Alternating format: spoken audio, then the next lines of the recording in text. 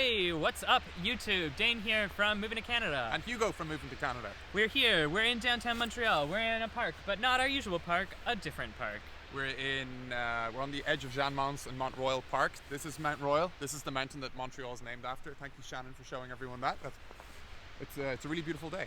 Yeah. It's snowing, but it's not that cold. Yeah, I feel like people, the winter gets a bit of a bad rap sometimes, but it's quite nice out. It's just below freezing, so it's not too cold. And it's really beautiful. These things are all relative, right? Not too cold relatively, depending on how long you've lived in It's not minus Montreal. 25 yet. But we are here with some big news. We've just got word this morning. Today is Wednesday, December 4th, right? Yeah, that's the date. And the Government of Canada has just announced that International Experience Canada, the home to the Working Holiday Program, will be opening pools for the 2020 season as of this coming Monday, December 9th. So in 5 days from the day that we're filming this video, they're going to be opening the 2020 pools for IEC. So that's big news.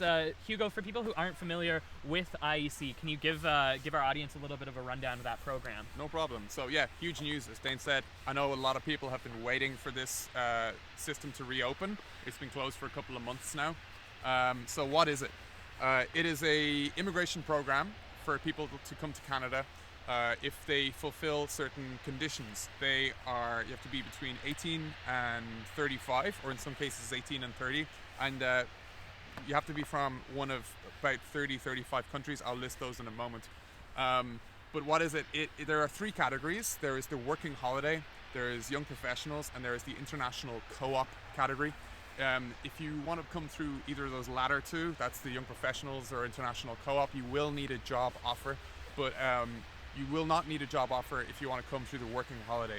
Most IEC arrivals in Canada come through that working holiday program for the very reason that you do not need a job offer. In most cases, the work permit's good for 24 months and allows you to work for any employer in any location in Canada, and you can even switch jobs after arrival. So you could spend some time here in Montreal. I recommend summer if you want to do that, and then you can scoot out west or out east, or who knows, up north if you want to later in your work permit. It's a tremendous opportunity. Some people just use it for a few months. They nip in and out of Canada. They spend a few months here and then they go somewhere else. But some people use it as a way to actually move here permanently. Although it's not a pure program itself, you can accrue work experience and actually settle here full time if that's something you'd like to do. Dane will touch on that in a moment after I list the countries. So if you're from any of these countries and you're aged between 18 and 35 inclusive, and you have not participated before, there are some rules about previous participation. You can come on this amazing immigration program. Australia, Chile, Costa Rica, Croatia, Czech Republic, Denmark, France, Greece, Ireland, Italy, Latvia, Lithuania, New Zealand, Norway, Poland, Portugal, Slovakia, Slovenia, Spain, Switzerland, and Taiwan. Nice, you did it. I did it. Did it Didn't again. mess up. Woo! But there's still more. If you're aged 18 to 30 and from one of these countries, you can also participate. Belgium, Hong Kong, Japan, Luxembourg, Netherlands, South Korea, Sweden, and the United Kingdom. And lastly, if you're Austrian, the age range for the working holiday is restricted from 18 to 30.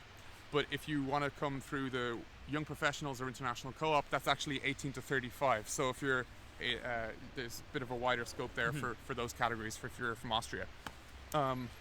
Dane. Yeah, so if you didn't hear your country on that list, you can also check out what's called recognized organizations. Sometimes it can be challenging, but sometimes it is possible for people from other countries to participate in IEC using a recognized organization. We're going to pop a link to our page about recognized organizations in the description of this video, along with some other tools and resources for you, so you can check that out if you're interested.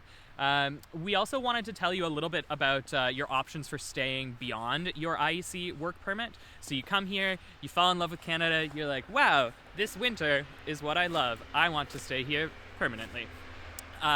There are some permanent immigration options for people who have experience in Canada, but the most important thing to understand here is that you should be trying to gain 1 year, 12 months of full-time skilled work experience while you are in Canada. If you can get 1 year of skilled work that really opens up a lot of immigration possibilities for you at the end of your IEC work permit. And skilled work, again, you can check out our website to learn more about that. But it's things like being a supervisor or a manager is considered skilled work, whereas sometimes working more of these entry-level jobs like a bartender or a telemarketer might not qualify as skilled work experience. So yeah, that's a good example actually. I was talking to a friend last week who came to Canada on IEC. She's in her mid-20s from Ireland, just like me. And she was doing a job as a telemarketer, but then she actually got a promotion and became a supervisor of other telemarketers. And that meant that the work experience she got after that promotion was counted as skilled work. And that meant that she was able to stay in Canada. And she's currently in the process of doing her PR at the moment. So that promotion that she got really opened a lot of doors for her. And there's tons of other examples that you could think of, like a bar manager or whatever. But yeah, if you're in a management or professional occupation, that work will likely be counted as skilled, and that opens up a whole other level of possibilities for not just for immigration, but you're professionally. Canada's an amazing place to live full time.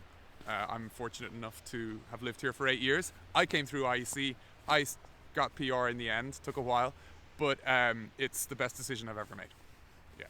Yeah. So so Hugo, maybe for people who are interested in applying, can you give a quick little rundown on the application process for IEC? Yeah, we said off the top that the pools are opening on Monday, but what does that mean? It means that the government of Canada is going to let people create a profile and enter a pool of candidates, and then every week throughout the season runs for most of the year.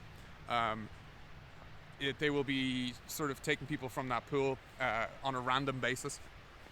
So you may not get an invitation the first week, but you may get one later in the winter or sometime next year. And when that happens, you'll have 30 days to submit an application. So I really advise getting your police certificate up front, even before you enter the pool or while you're in the pool, because that may take a while, depending on where you're from. And have that ready to go. Once you submit your application, you will pay a fee. There's 2 fees. They total $250, at least they did last year. And then you'll be asked to submit biometrics. You may have to travel to another city in order to do that, because there's designated visa application centers where you do that, and there may not be one in your home city. Then if you're approved, and most people are, they'll get a letter of introduction, and then you bring that to Canada with you with some other stuff, and you get your work permit on arrival. You've got 12 months to arrive in Canada after you get that letter of introduction. Yeah. Thanks for that, Hugo. And that's a lot of information. The application process is a little tricky, but it is manageable on your own. But what might help is if you had some sort of guidance or resource that could help you plan the steps involved in this process from the start to the finish. And we've actually got another big announcement, something very exciting that's coming out. And Hugo, can you tell our audience about that? Yeah, sure. At Moving in Canada, we really want to make moving personal. We want to get to know you and then give you guidance specifically customized for your experience, your goals, and where you want to go, when you want to arrive. So it's not this one-size-fits-all thing. We really want to get to know you, what you want to achieve. And in order to do that, we're launching a new tool on Monday. So today is Wednesday, December 4th. The pool's opening on Monday. We're launching our tool on Monday, which will help you move to and settle in Canada through the IEC program. We will be we're putting that in our newsletter. Yeah. So the best way to be among the first to use that is to have a Moving to Canada account, sign up for our newsletter, and importantly, when you're asked in your profile which immigration program you want to move to Canada under, designate IEC as your chosen option, and you'll be the first to hear about this new thing we're launching on Monday. Yeah, so I think that's it for our announcement for today.